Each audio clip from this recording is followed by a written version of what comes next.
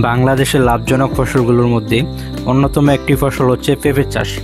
বর্তমানে দেশের অনেক চাষিরা পেঁপে চাষ করে লাখ লাখ টাকা ইনকাম করতেছে। পেঁপে চাষে অনেকগুলো জাত রয়েছে। এই জাতগুলোর মধ্যে সবচেয়ে লাভজনক হলো টপ লেডি। এই জাতের পেঁপে হালকা পাকা রং আসার সাথে সাথেই গাছ থেকে তুলে ফেলতে হয়, কারণ বেশি পেকে গেলে বাজারে নিয়ে যাওয়ার সময় পেঁপেগুলো নষ্ট হয়ে যেতে পারে।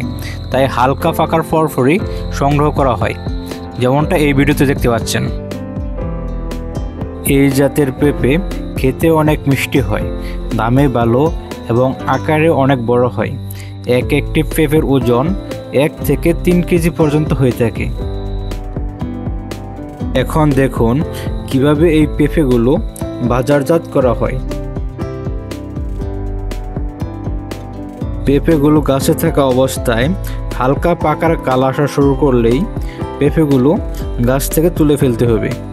এরপর অনেকক্ষণ রেখে দিতে হবে যাতে পেঁপের কষগুলো শুকিয়ে যায়। পেঁপের কষগুলো যদি ভালোভাবে না শুকিয়ে যায় তাহলে পেঁপেগুলো ভিজে নষ্ট হয়ে যাবে। পেঁপেগুলো পেপার দিয়ে পেঁচানোর কারণ হচ্ছে পেঁপেগুলো সুন্দরভাবে পেকে একটি ভালো কালার আসে, দেখতে ভালো দেখা যায় এবং ভালো দামে বিক্রি করা যায়।